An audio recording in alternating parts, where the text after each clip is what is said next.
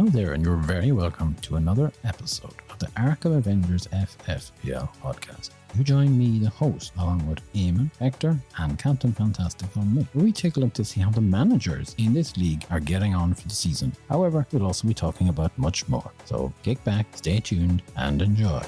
A very warm welcome, and we're back in action this week with another show. Hope you're all keeping well. Can you believe it, listeners, that we're already into November? Soon, it'll be Thanksgiving, and then after that, we'll have to start digging out the Christmas tree and the decorations from the attic. Now, Captain Fantastic and Mick is still away, but with me here today are none other than Eamon and Hector. You're both very welcome, and might I say thank you for joining us on the show this week. Thank you very much. It's nice to be here as always. I always like to be on the show. Yes, indeed. It is nice to be here this week, and as the host, you're always so very welcoming to us here. So, lads, as our listeners know, we had no show last week because none of you were around to record it. It must have been one heck of a week, and to think that the both of you were out, I can't wait to hear all about it. And I'd say our listeners are just waiting, chomping at the bit to hear this also.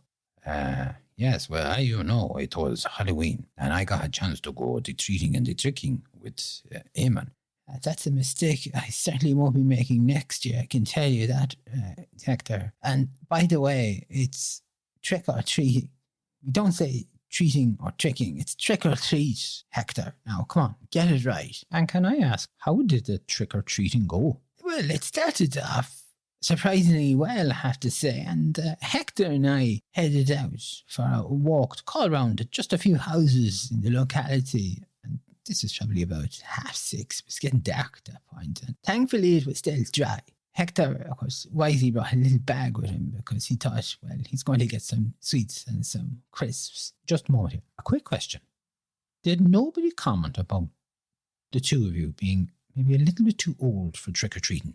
No, I have to say there was no comments, certainly not about me, and people, for some strange reason, thought my face was a mask, and they didn't say anything. There was a few of them saying, hello, Eamon, and when's your next book out, Eamon, and how's Roy, Eamon? But that was about it. There was nothing much there. And Hector was dressed up. Yes, I be dressed up as the devil. I had black cloak and gloves and the mask, and there was a little button. I would run on batteries, and we press the little button. The mask all light up. Very spooky. I think I like it a lot. Well, it certainly sounds like the two of you are certainly getting into the swing of things. So, you're both out and about, calling to houses, gathering the sweets and the crisps. So, did you get a chance to scare anybody or play a trick? It was all going okay for us until we walked up to this one house. It was very spooky, I have to say. There were ghosts walking by on the window. Ghosts walking by the window? What do you mean about this now, Hector? Hector, they weren't ghosts. Eamon, I tell you, I saw ghosts at the window moving back and forth. I know what my eyes saw. What your eyes saw was a television screen that the people at this house had put up against the window, and they were playing some sort of a recording, a clip that was showing footage of some ghosts moving back. They weren't real, Hector. That's what you say, Eamon, but I know what I saw, and I know what I heard too. Oh, yes, of course. Well, we all heard that. The chainsaw. A chainsaw? Do you mean there was somebody out cutting wood when you were calling round? I'm not sure what this person was cooking up, and I do not want to be thinking about it too much. I was not waiting to find out. After we got the sweets from this house, and Eamon and I are walking down the driveway, we thinking we go to maybe one more house, maybe two more houses. And next thing, this person come running after us, carrying a chainsaw. A chainsaw? Yeah, a chainsaw. A real chainsaw. Here. You lads are making this up. A person holding a chainsaw, chasing after you. That's right. Would you give it up, Hector? It's Halloween, not April Fool's. Oh, he's not making this up now. I can stand by this. Okay, Eamon, you explain. This person had a mask on, and because we had a torch, of course, we shone it when we heard this kerfuffling behind us. And he was running towards us like a mad joke and waving a chainsaw about. And I heard the chainsaw being started, and I could hear the engine ticking over, and then he'd rev it up every so often. And all I thought was, this is something out of the Texas Chainsaw Massacre. So there's a guy chasing after you with a chainsaw. What did you do, like? We run for our lives. That's what we do. Yes, we certainly did run. We made a dash for the main road. Of course, Hector was wearing this long cloak that he's already mentioned, and he tripped and almost knocked me over. He bumped into me, and I thought, I'm going to fall. But thankfully, due to my skills as an ex-footballer, I was able to stay on my feet and managed to sprint off there. I just thought for a moment, right, I've got a defender or midfielder chasing after me here, and I've got to get to the goal. I ran, and all the time, all I could hear is this guy revving up this chainsaw, and we just took off down the driveway. Yeah, I said to Eamon, run. Never mind the sweets and Chris. I just said, get out of here quick. And yeah, one of those rare occasions when I was in agreement with Hector, and I thought, yeah, never mind this, I'm getting out of here. Oh, was that with or without the goodies? Without the goodies. I when I nearly tripped over, I dropped the bag, and because this mad person coming with this chainsaw goes, I thought he wanted to take my head off, and I says, no, I don't myself.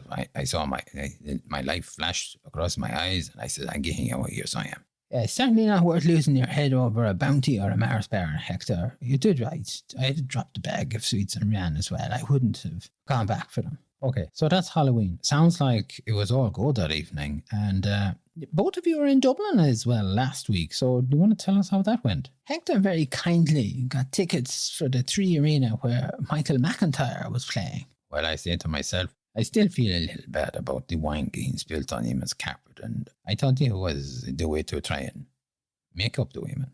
See, I am sorry about it there. Okay, Hector, can I ask a little question here? Did you forget about my ticket?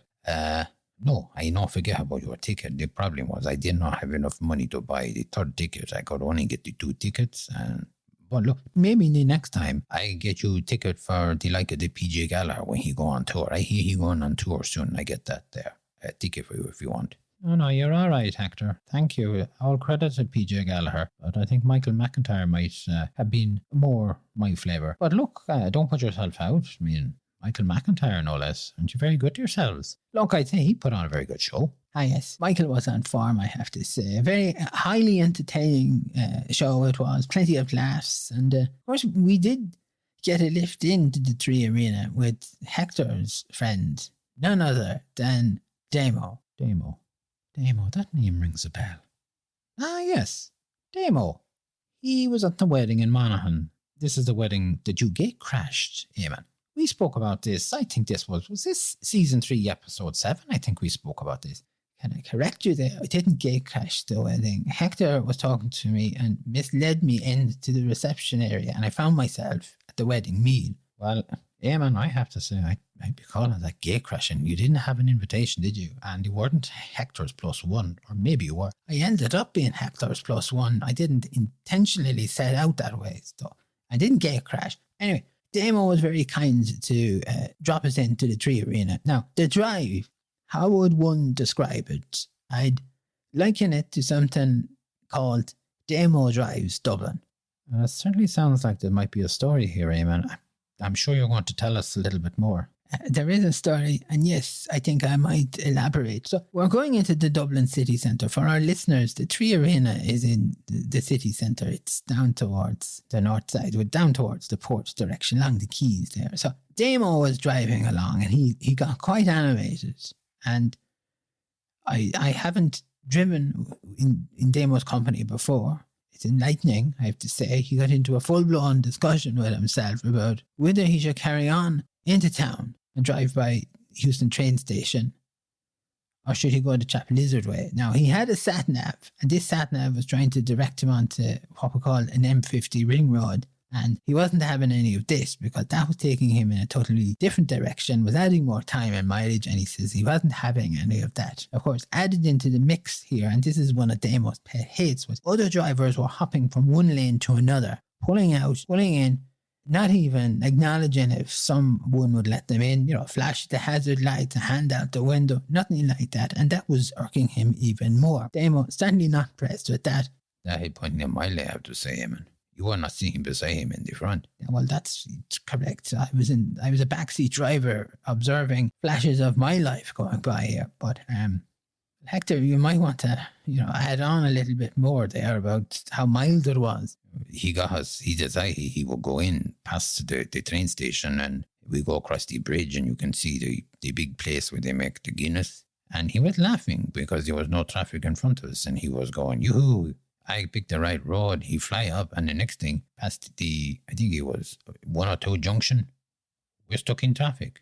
One moment he trying to get himself a clap in the back. The next minute he said, I come the wrong way. We're going to be late. We're not going to make it. Yeah, so there's certainly no clapping, so there wasn't that time. And it wasn't long. We were stuck, Hector, let's face it, in the traffic. I was sitting looking at the forecourts for 15 minutes. There was people getting into taxis and they were whizzing off there. And at one point I thought I might get into a taxi myself. Being stuck in traffic did have one positive to it. It allowed Damo time to try and work out and distinguish his bridges. He was trying to figure out Talbot Memorial Bridge from Samuel Beckett Bridge. But sure, Eamon, there are two bridges. What is he trying to work out there? That's a good question, host. He was looking at that and thinking which one was which. Look, he was struggling a little bit. He was under pressure. We had to tell him to take some deep breaths there. But eventually we did get moving and, you know, you're coming on up for the keys and then there's traffic lights and they let buses go through and then it goes green and it just about lets one car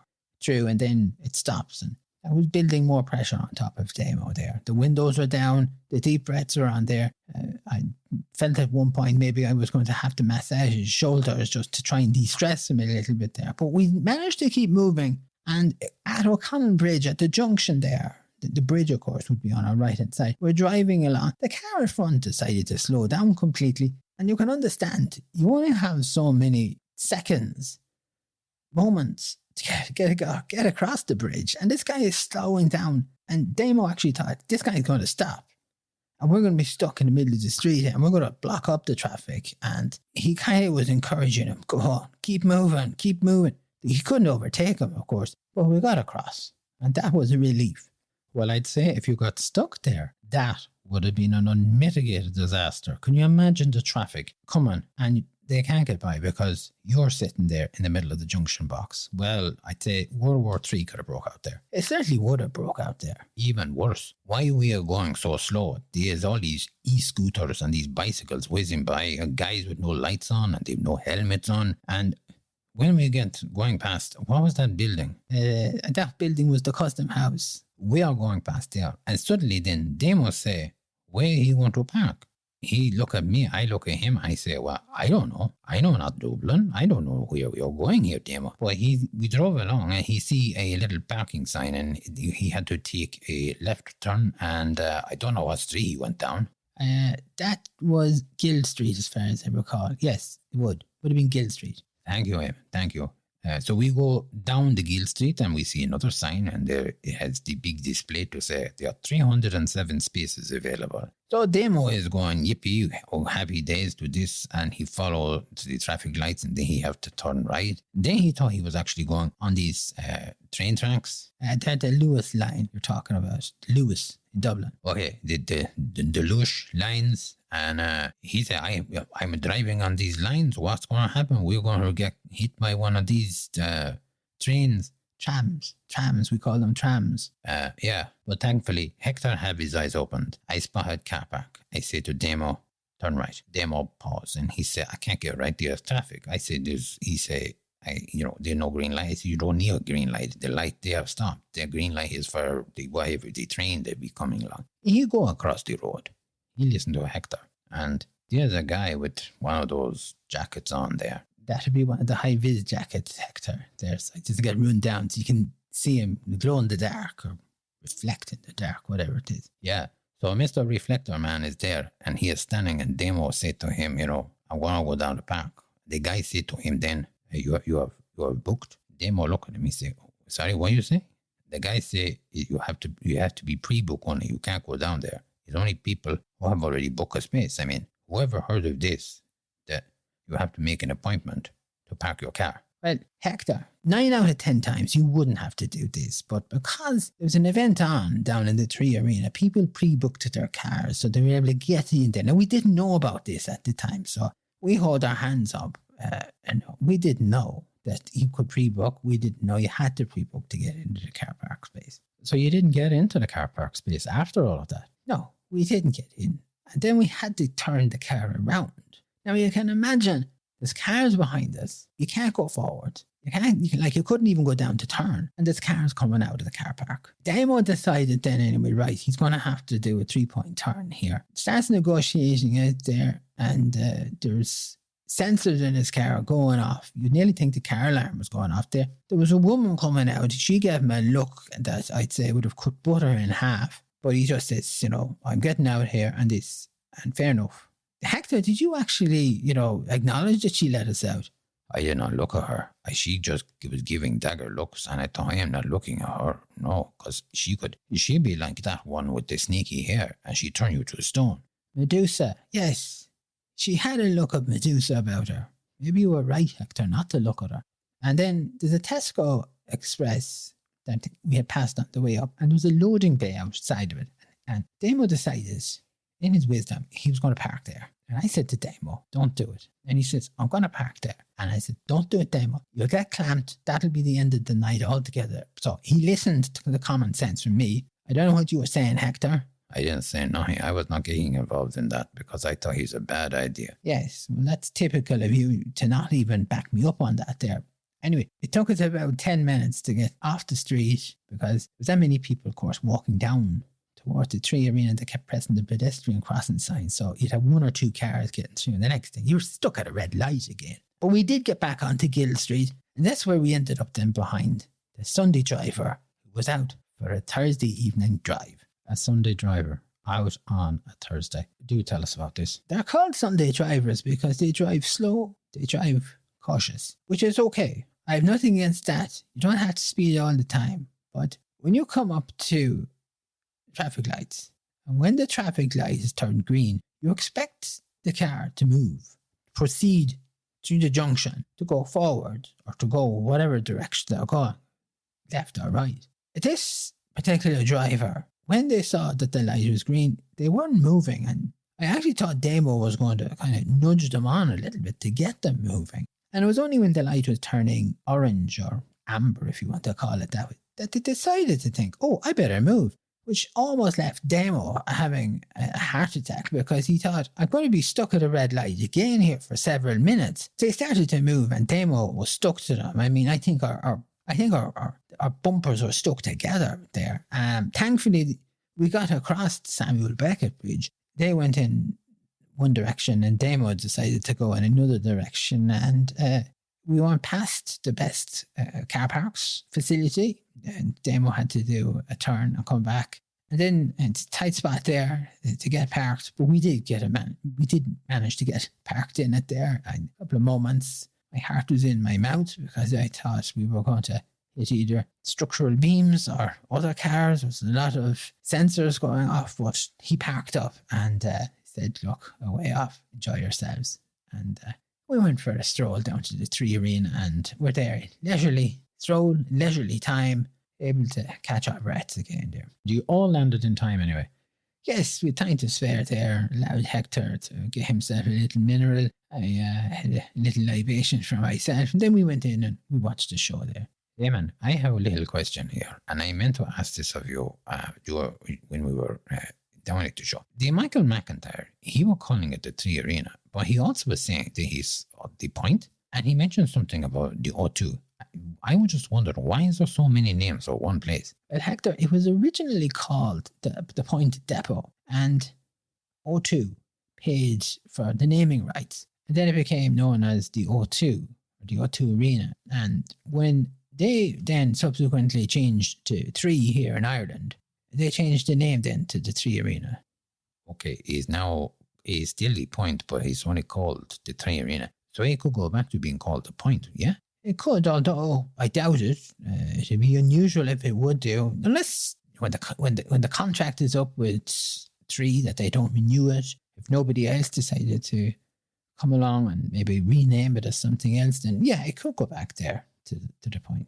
But getting back to the show, Jake Lambert was the warm-up act. I have to say, an entertaining, witty young lad there, came across well, told us a few humorous stories about his visits over in America. And then after he finished up, Michael popped up onto the stage and So he regaled us with stories from the times of COVID when the Amazon delivery man was arriving and had to take photographs of him. And also when he was in Los Angeles and he was looking at the menu and thought he ordered a healthy meal, but it wasn't quite what he expected. It was healthy, all right, but probably not for him. And of course he mentioned the wine and the gravy. And look, sure, you can never have enough wine there. So top marks to Michael, I have to say, a good show. Well, it certainly sounds like he had a bit of an adventure yourselves getting into the show there. So perhaps maybe you should be giving top marks to Damo for getting you guys in there on time. And can I ask, was there any issues with the journey home? Everything okay? No, everything was all quiet on the way home. I mean, I got into the car and the next thing, Eamon give me a tapping. He says, here, how we get? We're back at the house. And I thought, wow, it flew. No problems whatsoever. That's because you were sleeping, Hector. You slept through the journey home, but no, there was no issues with getting home. Very well, I suppose, you know what? I think that might be our cue to take a look at the football here. To start us off, I think we'll take a look at Game Week 10. So, folks, we have 2 game weeks on this episode here. Game Week 10, the highest points were 134 and the average points were 66. There's no change in first place as Silverstroke holds on to the lead with 85 points. Eamon, anything much to say about this? They had no transfers in Game Week 10 and opted for Haaland as the captain, and they picked up 32 points for that. Salah chipped in with 8 points. Saka had 6. Mememo had 13. Saliba had 7. Cash 5. Their goalkeeper Edison had 7 points there. So look, nothing much on the bench other than the João Pedro coming in as a sub, and he brought in 1 point, but the manager's not going to be too concerned about that.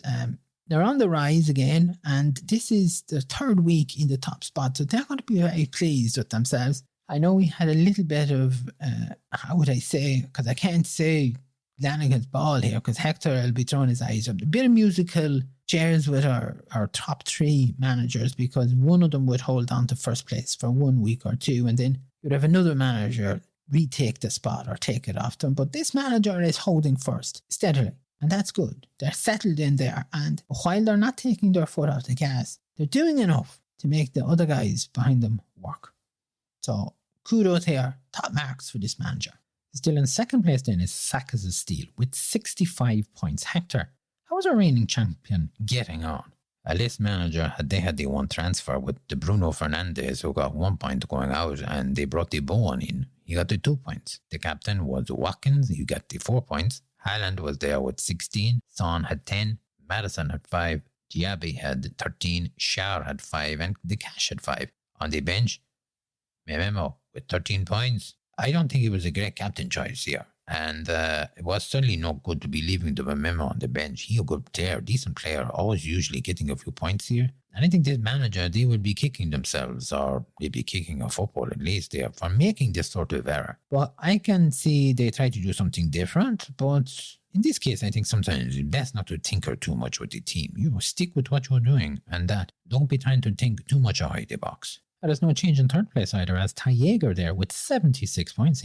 Are we seeing a move from this manager to possibly retake second place? It was a good result, I have to say, and it certainly is pushing them ever so closer to second place. I mean, they did have a hiccup and they lost points. They were losing ground, but this 76 points changes things ever so slightly. They had no transfer this week, and they went for Haaland as the captain, who got 32 points. Foden chipped in with 7, Saka had 6, Son had 10, Saliba had 7, and Tsimikas had 6 points. Nothing much here on the bench, although the Donkey Fernandes did come on as a sub and got a whopping point for his actions, so we'll celebrate that with a cup of tea. If anything, I'd say this manager will be very pleased to put an end to their 3 weeks where they were on the drop. What they'll be looking for now is green arrows from now on going up. Raglan Road are still in 4th place and they got 70 points. Hector, this manager here is doing a pretty solid job at keeping in the top 5. Would you agree? I mean,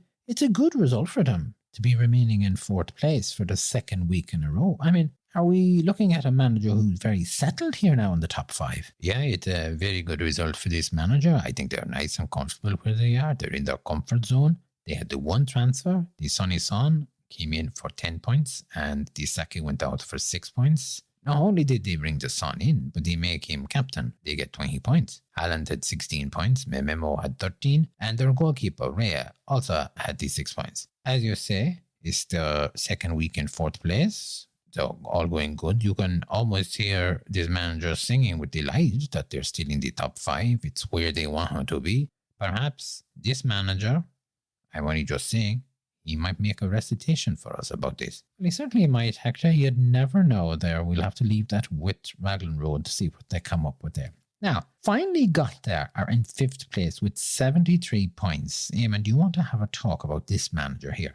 Well, I actually thought that they might try and push on this week to try and take back 4th place, but instead they have to settle for this result. One transfer. Douglas Luiz came in with 7 points and the Ward-Prowse was put out with 2 points. The captain they went for was Salah and he nabbed 16 points. Haaland was there on the team and he had 16 points himself.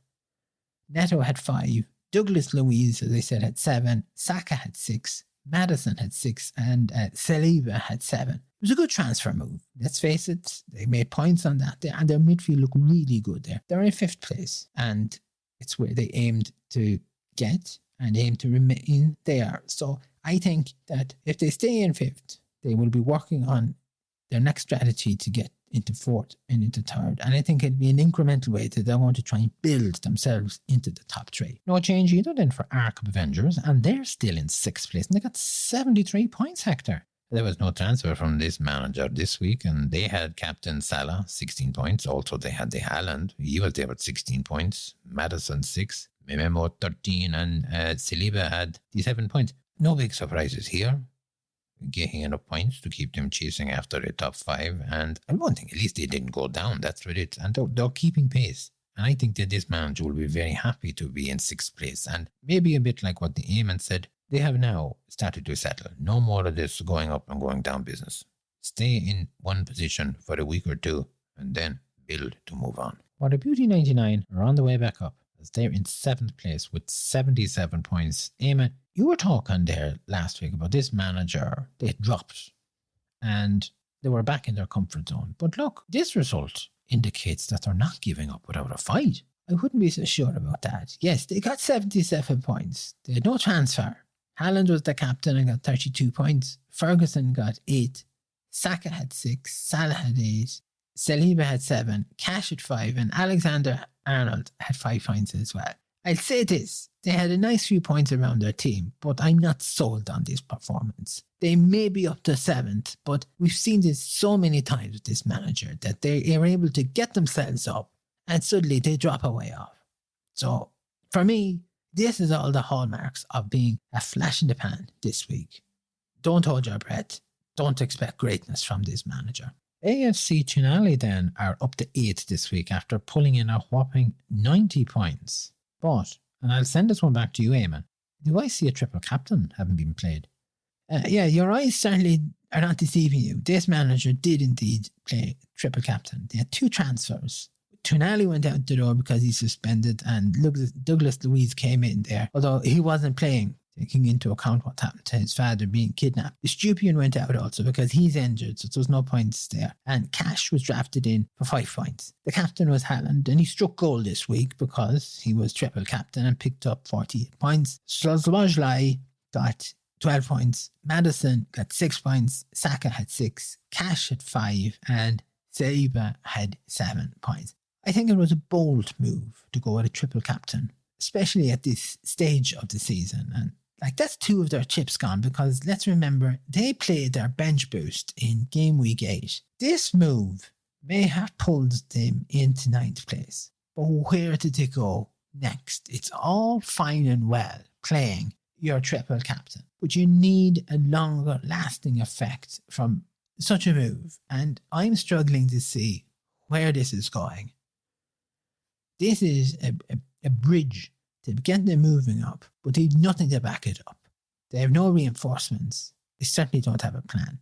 I think this is a reactionary move. They're feeling the pressure. They've opted for this in order to try and kickstart a faltering, failing season. Just about hanging on in there in the top 10 is Bamford Rejects. They're in 9th place with 75 points. Hector, I don't think it's the hard work this manager is putting in, which keeping them in the top 10, but they did get points. I would say more like they got lucky. They have no transfers, which would be no surprise to me. Haaland was the captain, 32 points. Ferguson had 8 points. Son, 10. Saka had 6 points. Alexander-Arnold had 5 points. And Zinchenko had 8 points. I don't bother looking at their bench because you burn your eyes out with all the red injuries that are on there with the players. As you say, this manager, he's hanging on, but they're showing the signs. No transfers, no movement to team. At this rate, I think some of the managers who are low on positions would be rubbing their hands and saying, this guy, he's wavering around there. I would be able to get up there, take advantage of this. Up to 10th place then is Town, who hold in 74 points. And Hector, I'll hand this one back over to you. And this is another manager who have no transfer this week. For their captain, they went for Haaland. They got the 32 points. Darwin Núñez got 10 points. Javi had 13. Madison have 6. Cash have 5. And this manager, yeah, they make it back into the top 10. But what I like to see is consistent. Let him stay here for a few weeks and not be dropping out and then having to pop back in again. They'll be happy with this result. It's a good result, And they're also 4 weeks on the rise. Things are starting to look bright for this manager now, possibly eventually. And maybe now the next thing they move to maybe 9th or 8th and go up the way now. Lafayette Lions now have dropped down to 11th this week. They only managed to pick up 54 points, Eamon. So what's happened to the Lion? The Lion is looking very meek here. That's how we would describe things. They no transfer. They opted for Salah as the captain and got 16 points. Madison got 6. Son had 10 points and Saliba had 7. And look, for good measure, we'll throw in Romero because he got 4 points. After last week's great jump, this is the great fall. The forwards are pretty much blanking. The 3 players got 6 points. It's very average. Very concerning, I'd say, for this manager. It puts them in a tight spot now because they had a decent run from game week 7 to 9. There'll be a lot of soul searching going on here, and they're going to have to get their mojo back pretty quick and try and rescue something from this season. After having a sterling jump in game week 9 themselves, it's back down to 12th for a Blightsome squad. 58 points. Hector, what happened? I like your question. I think some of the players not performed this week. Let's see who did. Salah was captain, 16 points. Haaland was there with 16 points. Douglas Luiz, 7 points. And again, like Eamon did, I give special mention to the Romero, who got the 4 points. This manager couldn't expect to remain in the top 10 when 7 players pretty much do no business here. No effort from them whatsoever here. Blyton will be very unhappy with this result, especially all their good work has now been undone. It's back to the drawing board again to them to see what they can do. And they're having work. They had to work very hard to do this. By this time of the season, you like to think you're comfortably in the top 10. This manager spending too much time going into the top 10, out of the top 10. I don't know. I think they're struggling a little bit. But Van Mover then in 13th place with Medinicus, who got 66 points. They had 2 transfers, Eamon. But questions here to be asked. Has the season stalled for this manager? They certainly appear to be stuck in 13th position. And at this rate, they're going to find themselves stuck there for quite some time. And it's not for the wanton trying now. They are doing their transfers. The big surprise here, I think, was Haaland was put out, especially when he got 16 points. They brought in Watkins, who picked up 2 points. Rashford was also put out. He only got 2 points. And Salah was brought in, and he got 8 points there. Medinicus made him the captain, and he got 16 points. Semeno got 9. Madison also picked up the 6 points. Saka, 6. Memo, 13, Cash, and their goalkeeper, Alisson Becker, got 7 points. But I do have to wonder about the logic of putting out Haaland. I can understand they wanted to get Salah in. You're talking about finances. You have to rejig a little bit there, but I feel that they've cut their nose off to spite themselves with that sort of a move there. And I think it's a move that's going to have some serious ramifications over the coming weeks. And I can see them having to undo this, which is going to affect them in the long run. In 14th place was Toboggers, who got 69 points. Hector, still not a lot going on for this manager here. You'd have to ask the question, is this as good as it gets for this manager? Well, they're at the wrong end of the table, that's for sure. They had 2 transfers. Bruno Fernandes went out for 1 point, and Sarr came in for 2 points, and they put the Archer out. He got 1 point, and the Watkins came in, and he had the 2 points. Haaland was the captain, 32 points, and he was backed up by the Foden, who got 7. Son had 10. Saka had 6. Smiskas had the 6 points. Did the transfer pay off? Okay, they got a couple of extra points, but not enough to see this manager starting to move. I think there'll be big decisions for this man in the coming weeks. What they're going to do to try and salvage their season. This is experienced manager down the wrong end of the table. Are they going to be like Blightsome squad? They're finding it tough, finding it hard. They have got up to kind of a mediocre, difficult run. Things have not gone their way, and now you struggle a little bit. Yes, indeed. And that's how the table looks at the end of game week 10. Listeners, in case you're wondering why we're not talking about Mexican Amigos and Flores Rovers, well, they're no longer in the league. So that leaves us with just the 14 managers here at this time. Hector, can I just touch very briefly on what you were talking there regarding toboggers and the season going against them? Is it a case that sometimes no matter what you're doing, it's just not going to be good enough? I think that this particular season, maybe you go for a player that you think is going to do good, and then they let you down. And as a result, you end up getting cost points. When you're struggling uphill, it can be very hard to try and get everything in place, the right players into place. And also, you're dealing with managers who have players maybe like you, and you have to try and get the right man in the right place. I think toboggers have been trying to get their team settled, but it's not working. A bit like Blightsome. I think Blightsome would be in the trouble.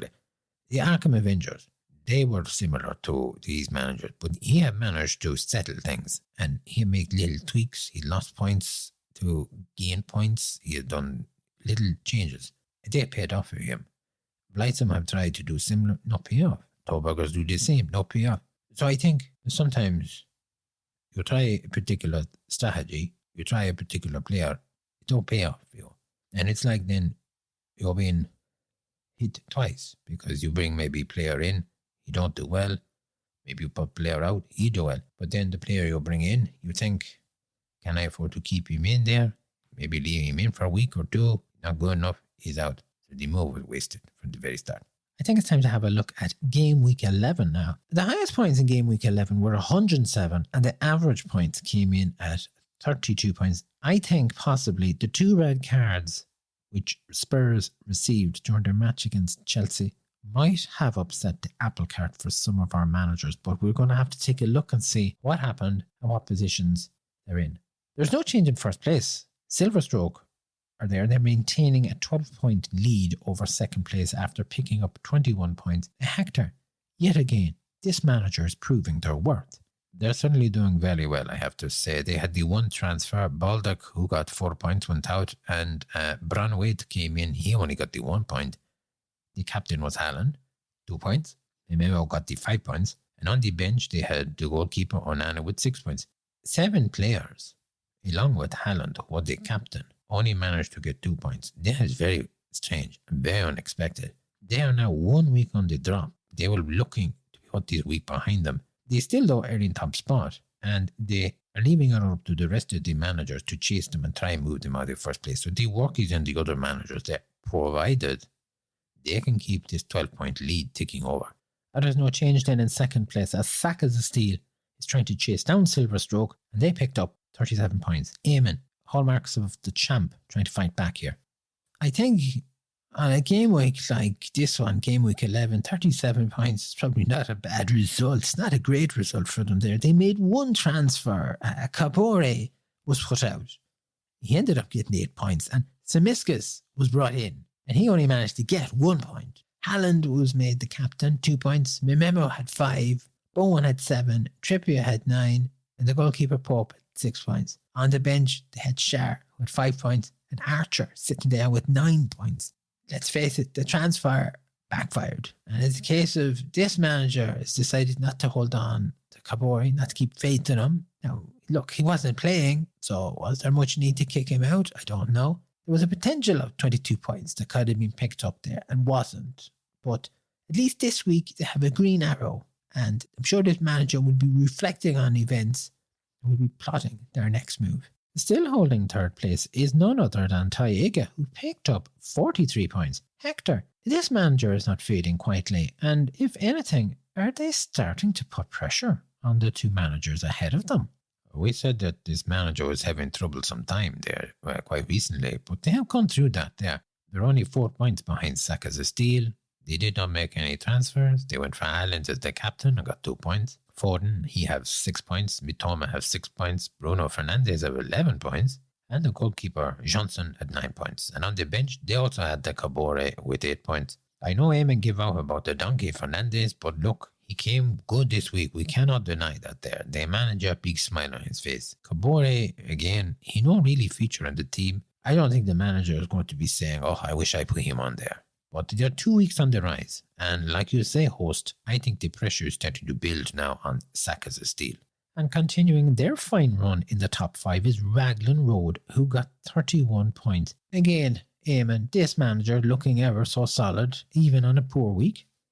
Yes, they're again doing well, remaining in the top 5, holding on to 4th place. There's no feathers being ruffled with this guy here. No transfers either, I have to say. Haaland was their captain, and he got 2 points. Mitoma had 6 points. Mimemo had 5 points. Anderson came in with 5. And Trippier had 9. However, disaster struck with Romero for Spurs because he picked up -4 points. The problem now for Raglan is they have a defender and a midfielder who are suspended, and they have another midfielder on the bench, Rashford, who has an injury. They were wise not to use up their transfers in this game week because now they've got 2 transfers in game week 12, and that'll come in handy. That might just save them, get them like an exit strategy there for the transfers. Like I said previously, this manager is just getting on with the business in hand. There's no wavering, there's no faffing about, it's just honest, day-to-day managing, doing what they need to. Something to note here, they're 3 weeks on the rise. They're doing something right. Up from last week's 6th position to number 5 is none other than Arkham Avengers, who managed 25 points. Hector, a surprise entry into the top 5. Well, I can say we don't think that we see the spoofer in the top 5, but here he is. He made 1 transfer. Morris was sent out. He got 2 points. And Nakatea was brought in for 2 points. Their captain was Haaland, 2 points. Mememo had 5. Bowen had 7 points. Anderson had 5 points. Like Raglan, they had the Romeo fella, and he got the -4. On the bench, Onana, the goalkeeper, he had 6 points. The spoofer have a lot of players this week. They're just getting the 2 points, and they will have a couple of 1 points here. But I think a lot of managers are having that issue this week. It was one of those weeks. They're 1 week on the drop after having a fine run of 5 weeks where they were on the rise, but they got into 5th. And I think the spoofer will have a little smile on his face, especially if he's listening to me and listening to Eamon. And that move by the spoofer sees finally got there, moved down to 6th, and they managed a weekly total of 15 points. Eamon, this is one of the lowest scores on the league table. We're back into Mexican amigo Flores Rovers countryside with this sort of points. Yeah, well, after getting into the top 5 the other week, they find themselves out, but now they have the same total points as the spoofer, so let's not rule this out here. They had 1 transfer. Neto got his marching orders because he's an injury. I mean, Memo came in with 5 points. Haaland was there as the captain. He got 2 points. As I said, Memo had 5, but that was it. The rest of the fine league gang picked up a couple of 1 points here and 2 points. Romero was in there as well with a -4. Back that up with Colwell, who played 45 minutes, picked up a yellow card, who didn't get any points. I think it's a shock that this manager will see they got such a low score. It's unlike them, and getting 15 points means an end to a fine run of 4 weeks on the rise. It's possible here that this manager might have to lose a few points in game week 12 in order to rejig their team with a couple of transfers here. But that guy Colwell, I think he should get his marching orders. Up to 7th from 9th is none other than AFC Trinali, who collected 28 points, and they finally got there, and Arkham Avengers on the overall total points tally there. Now, this game week is just full of surprises, Hector. It's like when you open up your box of chocolates and you get a sweet that you didn't expect. It's a surprise, or maybe you think someone already have eaten it. No, I'm not replying to that. I don't think that warrants a reply. Did you ever get on with the football side of things there, Hector? Okay, all right. I try to make things a little lighter, you know. Anyways, okay. ASC Tunali. They have the 1 transfer. Isak was put out because he is injured, and Calvert-Lewin was drafted in. He got 2 points. Haaland is the captain, 2 points. And the other guy who got points of any note was Trippier with 9 points. The rest of the team, again, cobbling 1 point, 2 points here. 2 players did manage to get 3 points. And on the bench, Luis Diaz had 6 points there. To me, this is a manager who just got lucky because of the week was in it and because other managers were not getting points. And I certainly do not think that they finally got there. And the Arkham Avengers will be the Sohai managers who will just sit back and let this guy jump over them into the top 5. I can't see that happening. Also on the way up is Bamford Rejects, and they moved from 9th up to 8th. They got 33 points. Another surprise move for Eamon. Yes, quite a surprise, this one here. They were just about hanging on in the top 10 there, and now we see them moving up. No transfers, which is no big surprise, especially when we come to talking about this manager here. Haaland was the captain, 2 points, and the donkey, Fernandes, was there, got them 11 points. And we can add Baldock and EJ in there because they got 4 points each. It's kind of hard to stomach that a manager like this is on their second week rising. Such is life. But I take solace from the fact that this won't last. This manager will not be staying this high. I wouldn't expect it. I seem to be dropping down pretty rapid here. I'd like to see Blytham, Medinakas, Tallboggers put a bit of pressure on this guy. He'll crumble. We have another manager on the move. It's none other than Town, who moves from 10th up to 9th. They got 36 points. Now, Hector, would you like to have a chat to us about this manager? Well, this manager had to do transferred.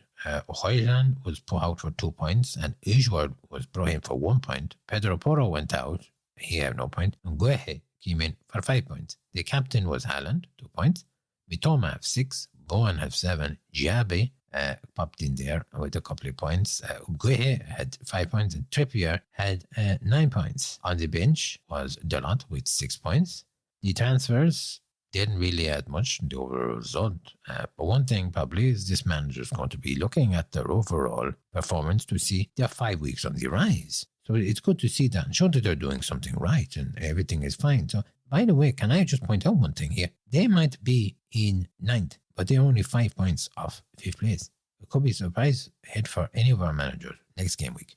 Dropping down from 7th down to 10th is What a Beauty 99, and they managed to get 18 points even. That's just 3 points better than finally got here. No transfer yet again. Their captain was Haaland for 2 points, and they had the goalkeeper Onana who got 6 points. 7 players on this team managed to get 2 points each, and Udoji managed to get a -4 for his efforts for Spurs, and Cash didn't get any points. Their bench is flashing red, and I'm not talking about Christmas. It's not Christmas time, but I think most of the players they have on the bench is in red. They're 1 week on the drop. There's not a lot of work taking place here with this manager, and they're only 5 points ahead of the manager in 11th place. So I don't expect to see this guy in the top 10 after next game week.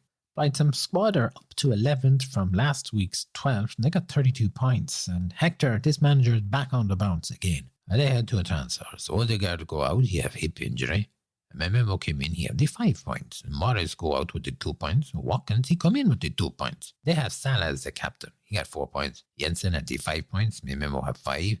They had Trippier with 9 points. Anderson had 5 points. On the bench, Kabori was there with 8 points. And they also had the Romero with the -4 points, which they will be shaking their heads saying, oh, mother mia. As you say, they are back on the bounce, rising for the first week.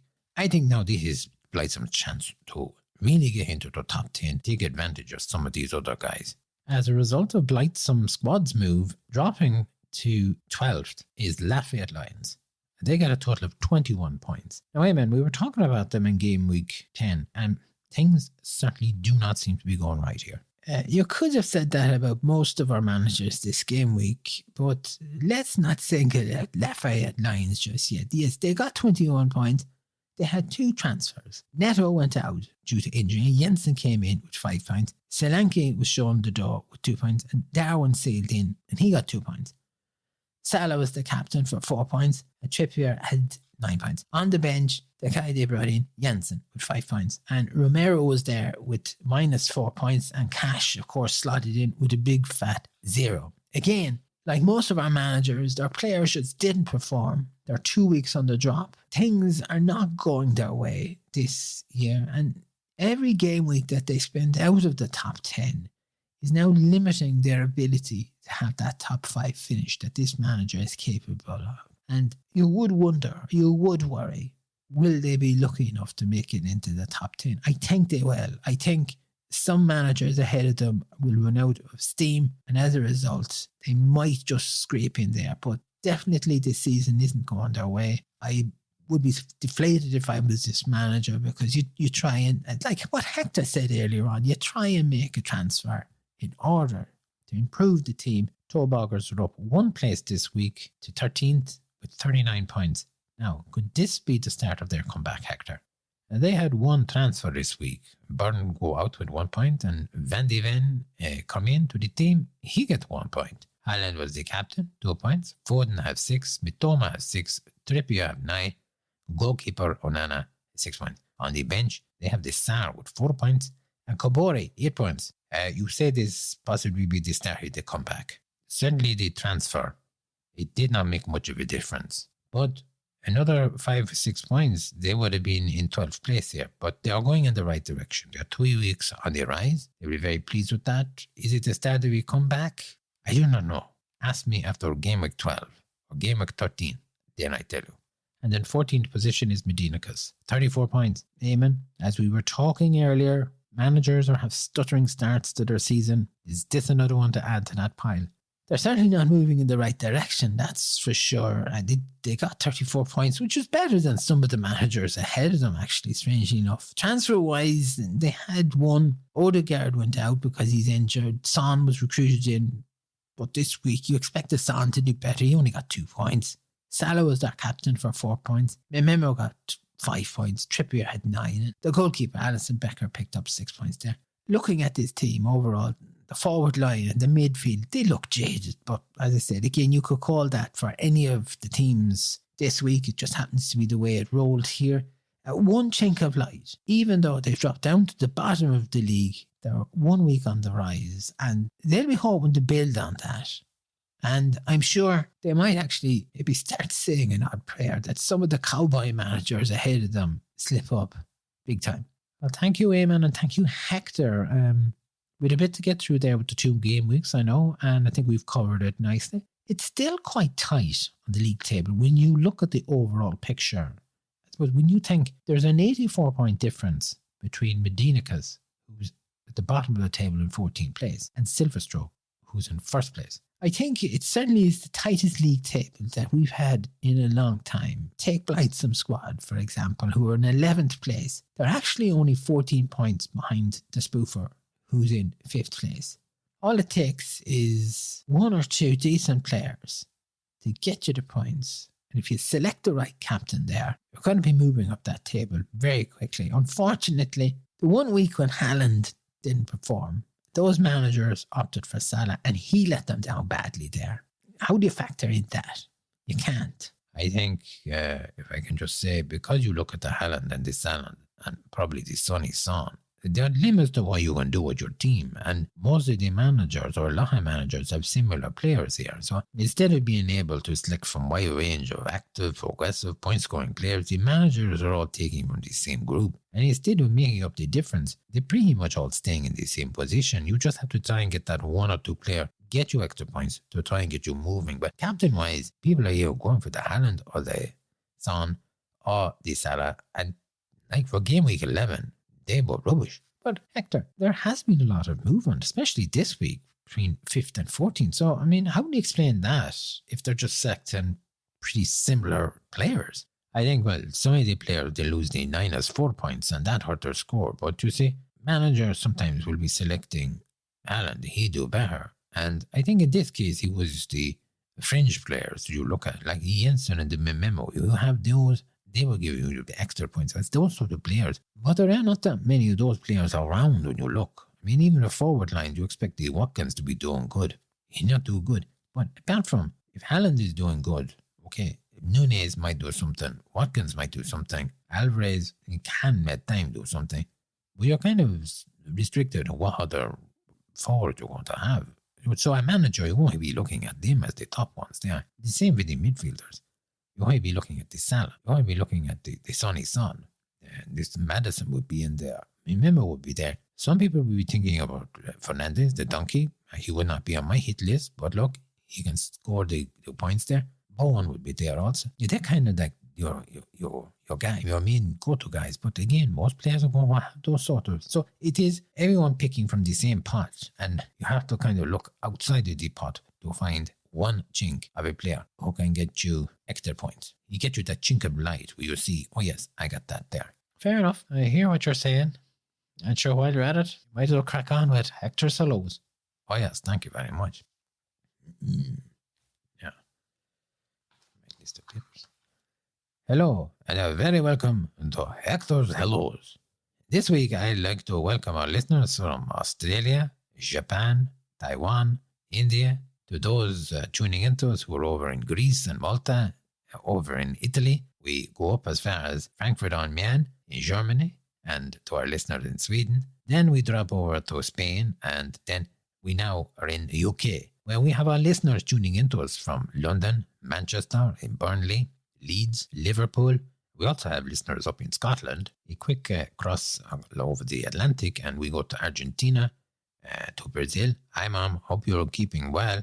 I enjoyed Halloween, apart from Madman with Chainsaw, but don't worry, I'm safe. Then we go up to Mexico, Los Angeles, San Francisco, Washington, into New York. Our listeners over in Florida, New Orleans, and then we come back over here to Ireland. A big failure to everyone in Cork, Waterford, Kildare, Dublin, to listeners in Monaghan and in Cavan, to our super listeners in Longford, big listeners in Mayo and Galway, and that's it. So thank you to all our listeners for tuning into us, and remember, you can get in touch with Hector anytime. Just send an email. I read out the request. Ciao. Thanks very much, Hector, for that there. Lads, can I say it's a pleasure to have you back on the show, and I hope you have an enjoyable few days ahead, and let's hope that Game Week 12 will bring some solid, top-notch scores in for our managers. Yes, I'm certainly looking forward to it. I think it'll be a lot better. It'll be more refreshing than Game Week 11. I think everybody will be putting Game Week 11 behind them as quick as possible. And to you, our listeners, thank you as always for joining us. I hope you have a good few days ahead, that you remain well and safe everywhere in the world. And all that remains for me to say here is good morning, good afternoon, good evening, and a good night. Take care of yourselves, stay well, keep well. We'll be back. Slán.